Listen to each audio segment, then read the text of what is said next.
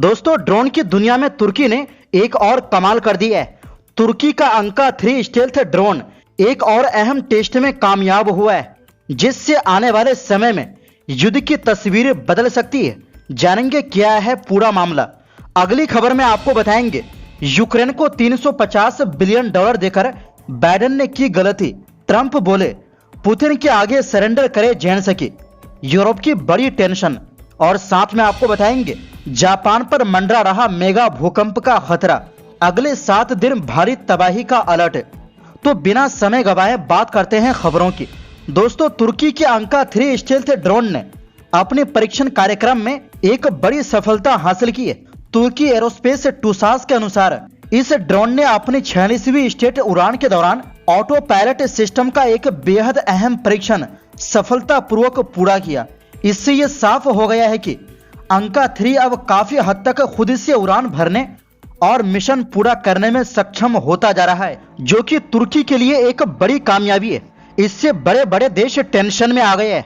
दरअसल 8 दिसंबर 2025 को हुई इस उड़ान में ड्रोन के ऑटोनोमस फ्लाइट सिस्टम को परखा गया। ये सिर्फ सॉफ्टवेयर टेस्ट नहीं था, बल्कि ये साबित करने की दिशा में बड़ा कदम था कि अंका 3 भविष्य में लंबी दूरी तक हमला करने वाले और बहुत कम मानवीय दखल वाले ड्रोन के रूप में काम कर सकता है। तुर्की और इसके संभावित खरीदार देशों के लिए यह संकेत है कि यह ड्रोन अब कागजी योजना से निकलकर वास्तविक सैन्य क्षमता की ओर बढ़ चुका है। आपको बता दें कि अंका 3 एक जेट इंजन वाला बिना पूंछ का उड़ने वाला विंग डिजाइन वाला स्टेल्थ ड्रोन है, जिसे रडार से बचने के लिए तैयार किया गया है। इसका अधिकतम वजन करीब 6500 किलो है और यह 1600 किलो तक हथियार या उपकरण ले जा सकता है। यह ड्रोन लगभग 40,000 फीट की ऊंचाई पर करीब 10 घंटे तक उड़ सकता है और इसकी रफ्तार करीब मैक 0.7 है, मतलब 1 घंटे में 800 किलोमीटर से ज्यादा।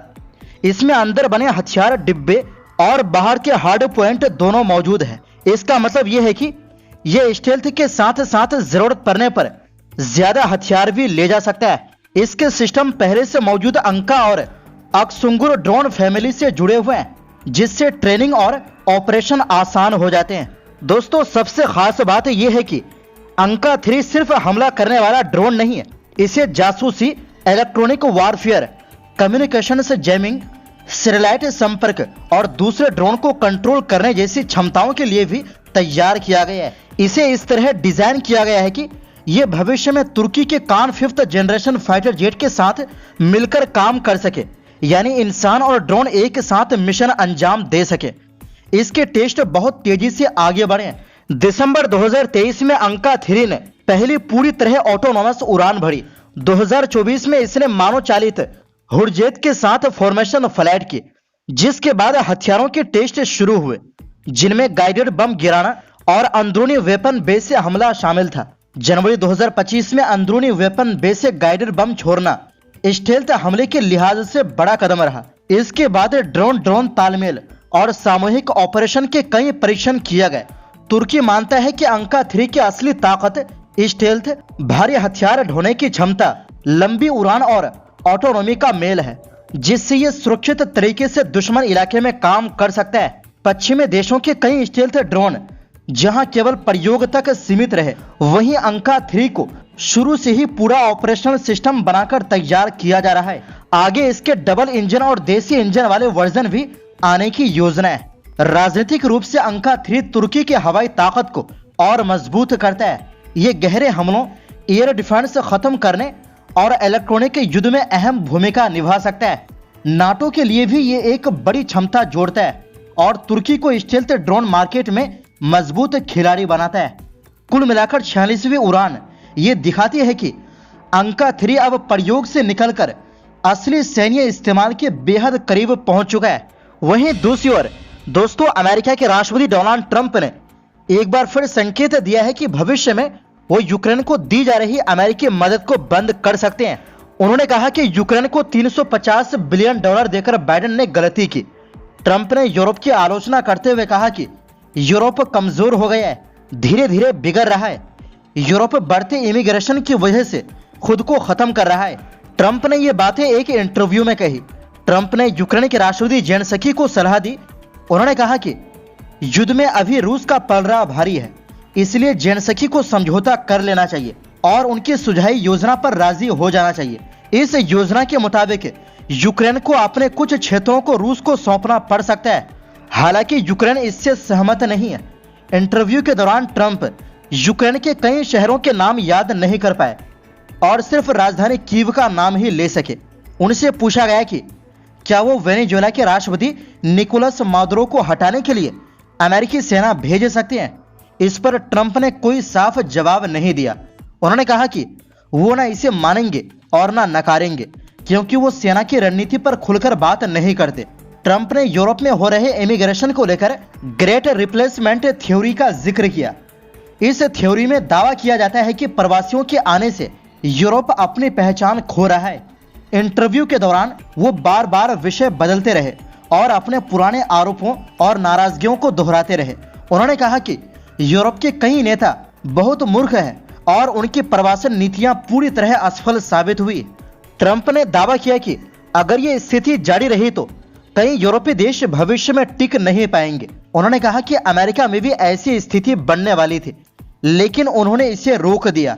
ट्रंप ने लंदन और पेरिस जैसे शहरों का उदाहरण देते हुए कहा कि ये शहर अब बहुत बदल गए हैं। उन्होंने कहा कि उन्हें पहले पेरिस बहुत पसंद था, लेकिन अब वहां की स्थिति अलग है। उन्होंने लंदन के मेयर सादिक खान को फिर से निशाना बनाया और उन्हें अयोग्य कहा। वहीं दूसरी ओर दोस्तों, जापान के उत्तरी हिस्से में सोमवार देर रात आए 7.5 तीव्रता के भीषण भूकंप ने पूरे देश को हिलाकर रख दिया। आओमोरी प्रांत के तट से दूर समुद्र में आए इस शक्तिशाली झटके से अब तक 51 लोग घायल हो चुके हैं। दर्जनों इमारतें क्षतिग्रस्त हुई और 70 सेंटीमीटर ऊंची सुनामी लहरें भी उठी। सबसे चौंकाने वाली बात यह है कि जापान मौसम विज्ञान एजेंसी ने मंगलवार तड़के देश में केवल दूसरी बार मेगा थ्रस्ट भूकंप सावधानी चेतावनी जारी कर दी। इसका मतलब है कि अगले एक सप्ताह में इसी क्षेत्र में 7.5 या उससे भी अधिक तीव्रता का एक और विनाशकारी भूकंप आ सकता है। जापान मौसम विज्ञान एजेंसी JMA ने मंगलवार तड़के एक असाधारण विशेष चेतावनी जारी की। ये इस तरह की केवल दूसरी चेतावनी है। इसमें कहा गया है कि अगले एक सप्ताह तक उसी क्षेत्र में समान या उससे अधिक तीव्रता का एक और भूकंप आने की संभावना है। एजेंसी ने कहा कि इस भूकंप के कारण सामान्य समय की तुलना में बड़े भूकंप की संभावना काफी बढ़ गई है। उसने चेतावनी दी कि ऐसा भूकंप क्षेत्र में भयंकर सुनामी या अत्यधिक तेज कंपन पैदा कर सकता है। स्थानीय मीडिया के अनुसार अगले 7 दिनों में ऐसा होने की संभावना लगभग 1% है। ये चेतावनी सैनरिकु तट और होक्काइडो के कुछ हिस्सों पर लागू होती है, जो दोनों प्रशांत महासागर की ओर है।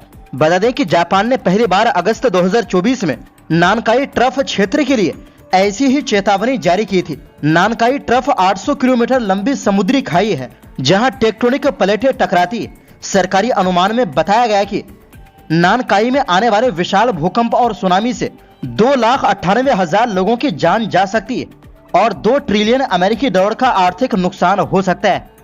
पिछले साल जारी चेतावनी एक सप्ताह बाद वापस ले ली गई थी। हालांकि अलर्ट जारी होने के बाद लोगों में घबराहट फैल गई थी, ज्यादा से ज्यादा खरीदारी हुई थी और कई यात्राएं रद्द कर दी गई थी। तो दोस्तों, फिलहाल के लिए इस रिपोर्ट में बस इतना ही। आपसे गुजारिश है, हमारी सपोर्ट के लिए वीडियो को लाइक और शेयर जरूर करें। बहुत बहुत शुक्रिया।